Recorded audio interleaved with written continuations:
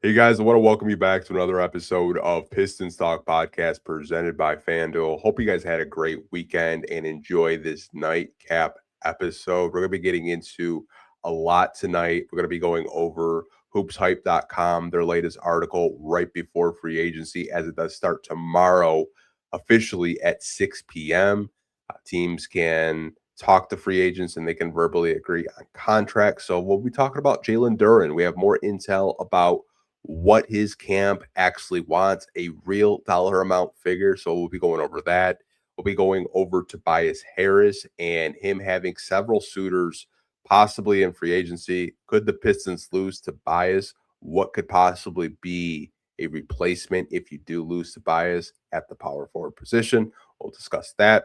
Marcus Sasser, possibly on the trade block. We'll go over that as well.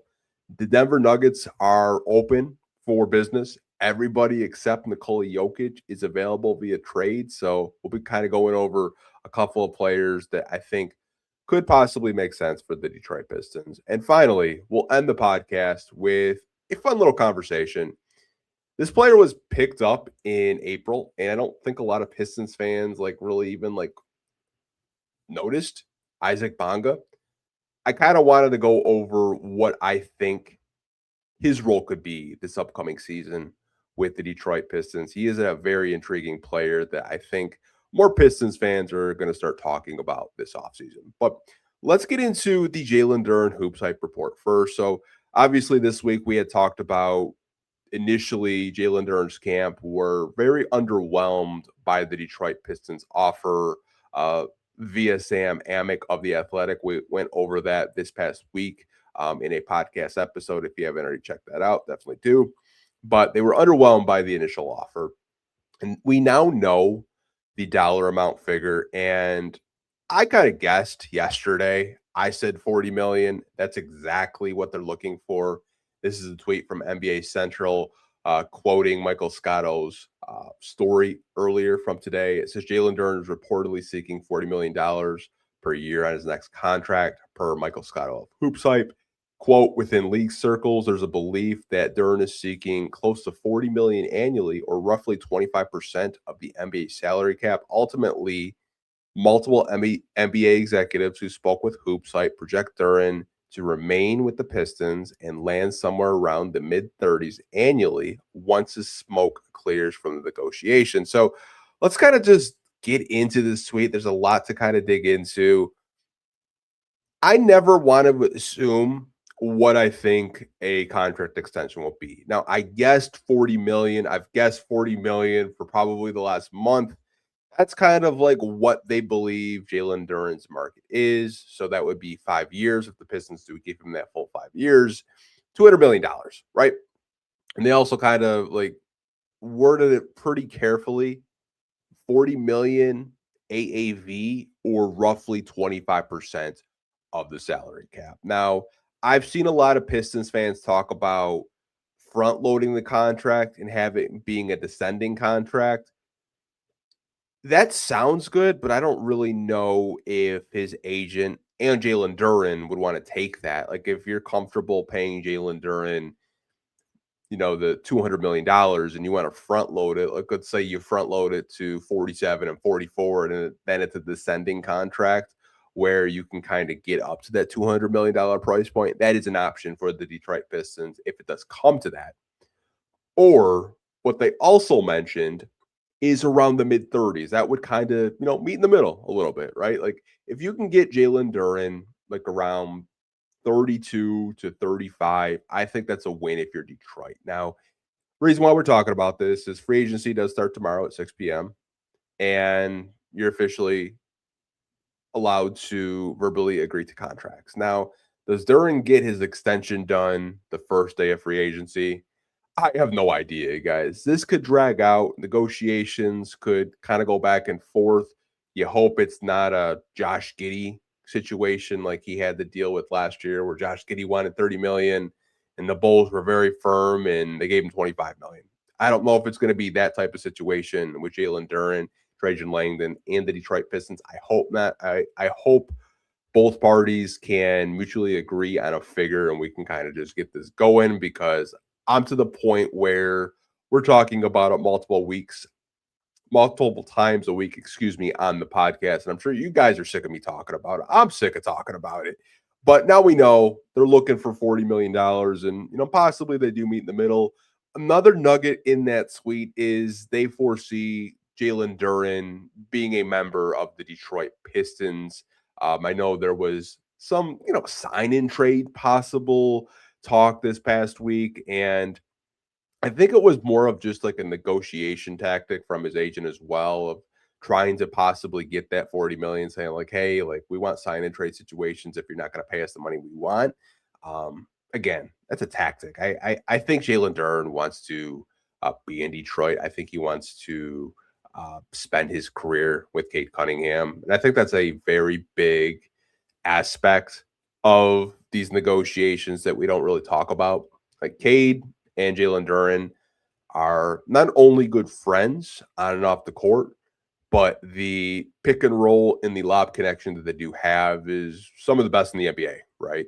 I do think Detroit does get a deal done. I'm hoping it's a little bit like around like the 32, 33, maybe even $35 million range because I think you can kind of feel the competitive team much easier if it's not closer to 40.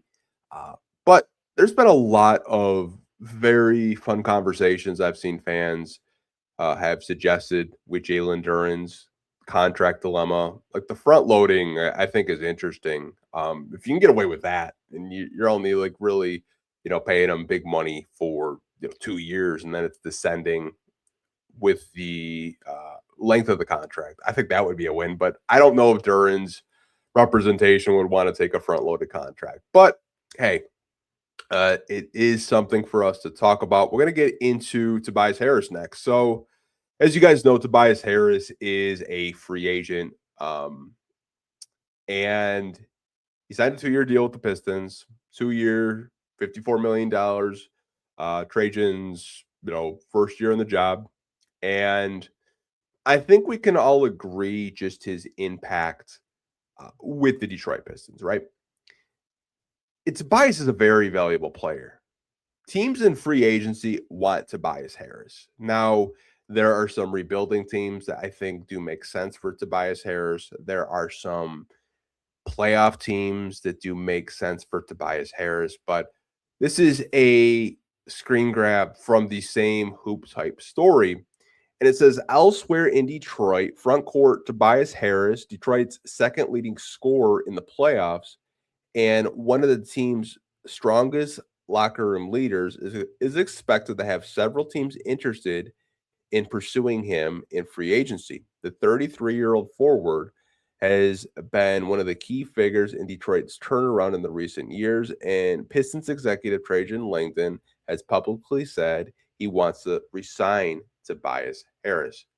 And we've heard Trajan say it. Tobias actually did a story with Cody Davis, shout out to the Detroit News, and says, I want to come back. But, at the end of the day, this is a business. This is a business. It really depends on the price point to re-sign Tobias Harris. Now, it's not like Duren, like we know what Tobias wants, so this does kind of become a difficult conversation. It really gets to a point where how much money do you want to give Tobias Harris, who's 33, will be 34, had probably the most injuries he's had since coming back to Detroit. He had the hip injury, as you guys know. He had the ankle injury where he was out for a couple of weeks. Does his body start declining and does his production start declining because he is getting older? I'm not entirely sure. I did see a little bit of declining in the rebounding department. I thought his first year under JB, his rebounding was excellent. It did kind of take a little bit of a dip this year. Now, is that because of the ankle injury? Is that because of the hip injury? Who knows? But a lot of people are penciling him in as the starting power forward. And, there could be a team that actually has some cap space. Like, I'll just throw like Chicago, for example. Like Chicago could give Tobias one last payday before he wants to retire. Same with Brooklyn, same with LA. Charlotte has generated a crap load of cap space. They made another trade today, trading Miles Bridges to the Phoenix Suns. Can't believe they got a first round pick for it. That could pay a lot of dividends for them. But you have teams around the NBA that do have cap space. I've heard Charlotte does have interest in Tobias Harris. Same with the Los Angeles Lakers. They do have a lot of interest. So it just really depends where Tobias wants to play his last years in the NBA. You have to remember, 15 years in the NBA going into year 16. Um, who knows how much more is left in the tank. And if you're Detroit, you'd like to keep Tobias Harris, but in the same breath, you know that you can't give him the $26 million that you gave him 2 years ago. There's just not enough money to go around. You're paying Cade a max. Jalen Duren wants close to a max. Sar Thompson's extension is coming up. So really depends what the Detroit Pistons do want to do with Tobias Harris. But, there are some options at power forward and free agency that we have discussed. I think John Collins could be a replacement if Tobias does get a offer that he can't refuse. Now, I know the idea of John Collins, I think some Pistons fans kind of cringe at it. And listen, when you're looking at free agency and you're looking at power forwards in this free agency class, the key power forwards are Tobias Harris, John Collins, Rui Hachimura, and Sandro. But I think Sandro is more of just like a backup power forward or a backup five. But like you're talking about John Collins, Rui Hachimura, and Tobias Harris. Those are the three marquee names at the power forward position. And if Tobias gets a deal elsewhere, you're talking about John Collins or Rui Hachimura. It really depends what you like more. I think John Collins makes a little bit more sense from a lob threat connection. Pretty good three-point shooter. And I think he's athletic enough to run the floor with this team. Now, again, what does it cost to get John Collins? I've seen some Pistons fans throw out the idea that you could probably get John Collins for a mid-level exception. It's a little bit under $15 million a year. I personally believe, and this is just my opinion, I personally believe John Collins might take a little bit more than a mid-level. I think you're probably talking, in a range of anywhere from like 18 to 22 to go get him. And if you're Detroit, are you comfortable with that? Rui Hachimura is another power forward. I think Rui to me is better suited in half court sets, half court offenses. Not to say that he couldn't play the transition game that Detroit likes to play when they get stops and run and score quickly if they can. But I think Rui is better set in half court sets. And during the playoffs, I feel like that guy could not miss from three. He was an absolute flamethrower. And the defense that he did on Alperen Sengun was excellent. He did a really good job, defending him. I know he kind of gets knocked on with not being the strongest defender or the most consistent defender, but when he locks in, he's a pretty above average defender. But I mean, those are kind of your choices of free agency. We'll get into some possible trade options, maybe on Denver, but free agency with the power forward market is it's not a lot of options. So really depends. Pistons could possibly lose Tobias Harris, and we do have a brand new power forward. I've also seen some Pistons fans throw out the idea of maybe you throw a Sar Thompson at power forward. Only reason why I would not do that is I'd rather Asar be on the perimeter. I'd rather see him play small forward. I've also seen Pistons fans throw out the idea of Ron Holland playing power forward. Again, I'm just not really in love with throwing Ron out there right now with this stage in his development. And I also can't guarantee that Ron Holland is going to be on the opening day starting roster with all these trade rumors right now. I just can't with you guys. There's a good possibility he could be packaged in a bigger deal that does land. Maybe the Detroit Pistons, a long-term four, maybe more help at shooting guard position, maybe more depth. I'm not entirely sure, but I think the power forward position is one position that Trajan and the Detroit Pistons really have to find a solution for. I get Tobias has been good these past 2 years, but you can't just keep putting a band-aid on it. You have to invest into this position long term, in my opinion. And if you do lose Tobias Harris in free agency, you might have to look via trade or possibly free agency. Now, I did mention Marcus Sasser. Now, Sasser is interesting because his role in Detroit has been very inconsistent since he was drafted by Troy Weaver. We traded up to select Sasser. And this is intel coming from Hoop site Michael Scotto as well. Marcus Sasser on the trade block.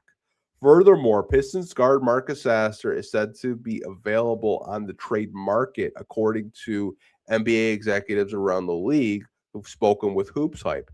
Sasser is a career 38.6 three-point shooter and has a $5.2 million salary for the upcoming season and will be eligible for restricted free agency the following year. So I'm not too surprised by this. And the reason why I'm not too surprised about Marcus Sasser possibly being on the trading block is has nothing to do with him and like the talented player that he is.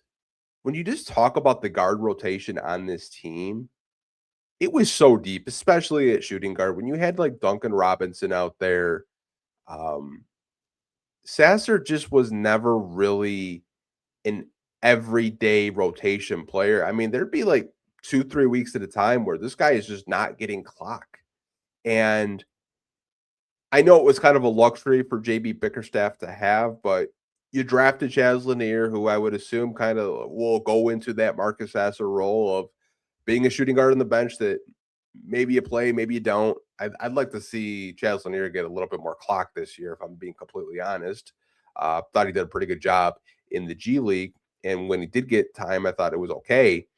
But Sasser being traded in the final year of his rookie scale contract, I think is the right move for Detroit. Trade him to a place where he can get more opportunity. Maybe you can package a couple of players and get something in return. I think some teams would be open to taking a flyer on Sasser. He's a good 3-point shooter. I think the only thing with him is Detroit kind of slided him in as a point guard when he's not really a point guard. He's more of just a scoring guard, more of a scoring combo guard, a bucket getter. Always felt like if you just kind of gave him the ball and let him score, I think that's where he thrives the most. But it doesn't really surprise me that Marcus Sasser could be the next one on the chopping block where the Pistons look to get some assets or possibly just salary dump to create more cap space because he's on a $5 million cap hit going into this upcoming season. But be on the lookout for Marcus Sasser possibly getting traded within the next couple of days or so by the Detroit Pistons. Now, I did mention earlier about the Denver Nuggets. Now, this is a tweet from Polymark, but Polymark is just citing Michael Scotto because Michael Scotto did a huge piece. If you guys want to check it out on hoopsite.com, definitely do. It says, report the Nuggets are considering a major roster shakeup and are open to trade offers for anyone on their roster except Nikola Jokic. Now, I do kind of want to talk about just the Denver Nuggets as a whole because I see a lot of Pistons fans mention multiple players on their roster. I see the Peyton Watson mention, which I definitely think Denver really wants to keep Peyton Watson. They really do. Or the Lakers actually might make it interesting for Denver because the Lakers can generate cap space. I think those are the two teams that Peyton Watson's probably on. Either stays in Denver, resigns, or is in LA. I also see Aaron Gordon love over the past 24 hours. A lot of Pistons fans talk about, getting a, new power forward, Aaron Gordon. We'll kind of talk about Aaron Gordon in a minute. And Cam Johnson, who's on an expiring $23 million deal and had a career year from 3 where he shot 43%. I think there are some players on the Nuggets roster where the Pistons could kind of help facilitate a trade. I don't think the Nuggets are rebuilding by any means. I think they are doing a soft retool to try to still stay competitive in a stacked Western Conference because if you kind of talk about the hierarchy in the Western Conference, You have the OKC Thunder. You have the Spurs. I would probably rank the Minnesota Timberwolves over the Nuggets because for whatever reason, Anthony Edwards and the Timberwolves have the Nuggets number. Every time they play in the playoffs, they beat them. But I mean, maybe Denver's the fourth team in the Western Conference. I think there's an opportunity for them to kind of get off some money and possibly just do kind of like a soft retool of getting more contributors around Jokic. I mean, could Jamal Murray be dealt? I'm not sure. He's on a very expensive contract, but he is a good point guard. I know I mentioned it softly last month, and you guys said absolutely not, Anthony. Like the contract's too much money. You're gonna play Kate off ball, and I was like, yeah, you guys are probably right. I was just thinking out loud, and sometimes I shouldn't do that. But I want to talk about the Cam Johnson and Aaron Gordon conversation because I see some Pistons fans talk about it. Let's talk about Aaron Gordon. So Aaron Gordon is a power forward, as you guys know. I think the one risk with Aaron Gordon is health. He has not been the healthiest. He's been playing in the NBA for quite some time. But I think at power forward, he does check some boxes. 38% from three, can still rebound the basketball. Has declined a little bit defensively, but he's still under contract for 3 years. So over the next 3 years, he is owed $103.4 million with a $37 million player option in the final year of his contract. So could he be a name that you're looking at as a possible power forward replacement if you do lose Tobias Harris? I mean, could you facilitate a Aaron Gordon trade with the Denver Nuggets? That's an idea to throw out there. I'm not sure. I do see some pushback from Pistons fans, and the health is a very good reason to be hesitant because if you are actually giving up some serious draft capital and some rotational players to go get Aaron Gordon and he does get injured, you're kind of screwed. But he's an option. The secondary option is Cameron Johnson. Now, Cameron Johnson has played power forward in his career. He played power forward with the Brooklyn Nets when he got way more touches and his points per game averages were through the roof because Brooklyn was a really bad team. This year, people said he had a bad year. Cam Johnson did not have a bad year. He shot a career best 43% from three with the Denver Nuggets.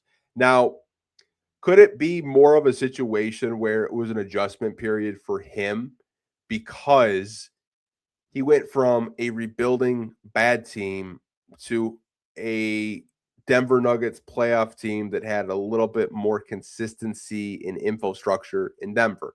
That is a very strong possibility. Now, he is not owed a lot of money. There's no 3 years left on Cam Johnson's contract. This would be an expiring $23 million. Now, this would be a low risk, high reward type of situation. Denver wants to get off of his contract. Denver wants to save a little bit of money. Now, the Pistons do have some trade exceptions that they can absorb his final year of his $23 million. They still have 7.7 of TPE from the Dennis Schroeder trade, but that does expire on July 7th. I'm pretty sure they generated even more trade exception from the Isaiah Stewart trade as well. So you could use a little bit of your trade exception to absorb some contracts, whether it's Aaron Gordon or whether it's a Cam Johnson. I know Peyton Watson is probably going to get mentioned in the comment section. I understand it, you guys. He makes so much sense. He's athletic, young. You like his motor defensively, but I think Denver they don't want to let him go. And I think the Lakers are the one team that have the cap space to go after him. So does Charlotte now after all the cap space that they do have. But that's what I've been kind of going in between, like a Cam Johnson and a Aaron Gordon. Cam Johnson would be interesting, though, because he's a pretty good three-point shooter. He's spoken very highly of Cade Cunningham, too. Like, for multiple years. I mean, he was a target. I know Troy Weaver's last year here in the front office, Cam Johnson was a name that did get mentioned quite a bit by the Pistons former regime. I wonder if there's still interest with Arntelem and those guys in ownership. Do they still feel very highly of Cam Johnson on a $23 million expiring? Are you in love with him? playing power forward. I think he's similar to Aaron Gordon in the sense where you do kind of get concerned with the injury history, but maybe it is worth the gamble if you're Detroit. I just kind of like the aspect of having a power forward that's a stretch four, and you could possibly have like a Cade Cunningham, Isaiah Joe if they don't make any more moves, Asar Thompson, Cam Johnson, Jalen Duren starting five. So you would have two snipers from three and Isaiah Joe and Cam Johnson in your starting five, surrounding Cade Cunningham, Asar, and Duren. Maybe that works. I know there's going to be someone saying, like, if we're setting the bar so low for Cam Johnson and we're not actually making a big splash or a big move, I get it, you guys. I get it. But I could totally see this organization, making a very similar Isaiah Joe type of trade and, getting a guy that's underrated, undervalued in a sense, but could possibly pop here. But that's all I really have for the Denver Nuggets segment with Aaron Gordon and Cam Johnson. I know there are going to be people that possibly want Peyton Watson. So last topic of the show is Isaac Bonga. Now, I had kind of tweeted out earlier about Isaac Bonga, and this is a guy that the Detroit Pistons have kind of been following for a little bit, and I kind of envision his role in a Javonte Green situation. So I had tweeted out earlier, Isaac Bonga will most likely fill the Javonte Green role this upcoming season. And here's some of his stats. If you guys haven't followed along, I'll kind of read the EuroLeague stats because this is the harder competition over in the EuroLeague. So competition in the EuroLeague, he averaged 9.9 points, 5.6 rebounds, 1.5 assists, almost a steal, 0.9 steals, and he shot 31% from three. So that was in the EuroLeague against stronger competition. Now, he also played in the ABA. So when he played over in the ABA, he put up 10.2 points, 5.2 rebounds, 1.5 assists, 0.9 steals, while shooting 54.5 from the field, 63% on two-pointers, and 41.5 from three, while making 81.4 from the free throw line. Now, those numbers might just kind of like, man, why are we even talking about this guy? I honestly think he could play that Javonte Green role. Now, I know I did have someone message me, shout out to Kyle Metz. He said he's probably going to take Ron Holland's role because I think Kyle is anticipating that Ron Holland gets traded. It would be fitting just because I got a autographed hat signed by Ron Holland that the Pistons gave me. It would be so fitting. I'm not going to go down my jersey curse or Pistons merch rant. You guys have heard it 1,000 times. But getting back to Isaac Bonga, he's 6'8" without shoes. So you're getting a 6'9" forward that is really good from the mid-range, getting to the basket, has developed quite a bit from three. Now, I know there's going to be someone that goes and looks up his NBA stats, and he did not do anything in the NBA. He has developed quite a bit over in Europe. And someone had also mentioned, which I want to give him a huge shout out, saying on Team Germany, when he was playing with Franz Wagner from the Orlando Magic and Dennis Schroeder from the Cleveland Cavaliers, maybe not for long, he might get traded. Poor Dennis. Isaac Bonga was the third best player on that team. And Germany went really far in the FIBA World Cup, right? So he's a player that I think Pistons fans will like. Defensively, he's a pretty good player too. So you're getting size at forward at 6'9". I don't know if this is a starter level forward that is coming over that the Pistons are buying out of his contract. Probably get more details with that after the summer league is over. But he is a player that I would look out for. I could definitely see his role off the bench in reserve role, backing up Asar Thompson, possibly backing up whoever is playing the starting power forward spot. And he can grab rebounds. Good defender. It can knock down his three-point shots. But did want to kind of just discuss what I'm feeling personally with the Isaac Bonga role. Again, like this could be the first time you're actually hearing this name, and it was just like so like under the radar. Like you get like a tweet from Shams Charania that the Pistons are looking to, sign Isaac Bonga when he's done over in Eurobasket. And you're like, who? And then you're like, oh, he played in the NBA for a bit, but he didn't do anything. But he's actually been pretty solid over in the European leagues. He could be a decent rotation piece for this team. But I'm going to wrap up this podcast. Right before we do, though, we have to hear from our sponsors over at the FanDuel Sportsbook. And right now, you guys, you can go over and look at future MVP odds. And Victor Wembanyama obviously is the odds-on favorite. Kind of feels like the media is like already like kind of like putting this agenda and narrative out there. Would not surprised if he does win MVP, but plus 200 for Wemby. Reigning MVP Shai Gilgeous-Alexander, he's at a plus 330. Nikola Jokic from the Denver Nuggets, he's at a plus 550. Luka Doncic from the Los Angeles Lakers is at a plus 700. Giannis Antetokounmpo, brand new member of the Miami Heat, he's at a plus 1200, surprisingly. Anthony Edwards is at a plus 2000. Jason Tatum is at a plus 2500. And Cade Cunningham of the Detroit Pistons is at a plus 3000. Who knows what happens to Jaylen Brown? Jason Tatum's odds might be actually skyrocketing. I'd be surprised if they weren't already. Cade Cunningham at a plus 3,000. I would just lock that in right now. If it hits, cool. Put $5 on it. You'll probably be going like, hell yeah, it hit. If it doesn't, it's $5. But appreciate you guys watching these podcasts all week. I've kind of wanted to change it up. Usually we do these long form podcasts that are like 2 hours long.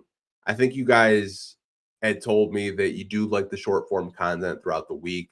Obviously, with the news and the time of year, it's much easier for me to do these short form podcasts because news is so time sensitive with free agency starting tomorrow and the NBA draft and the trades. But appreciate you guys watching these podcasts all week long. We'll probably see you tomorrow, depending on what happens in day one in free agency. I will be on Second Effort NBA's podcast if you guys want to check that out. We're going to be talking about, day one of free agency, I believe I'm going on at 8 p.m. on his YouTube channel if you guys want to go watch that. But if not, appreciate you guys as always. Hope you guys are staying safe, staying cool. It is going to be absolutely crazy next week. I looked at the forecast, like 100 degrees almost. Hope you guys have a pool or staying cool or find someone that has air conditioning, bump some air conditioning or something. But we'll see you guys tomorrow. Take care. And as always, go Pistons. Peace.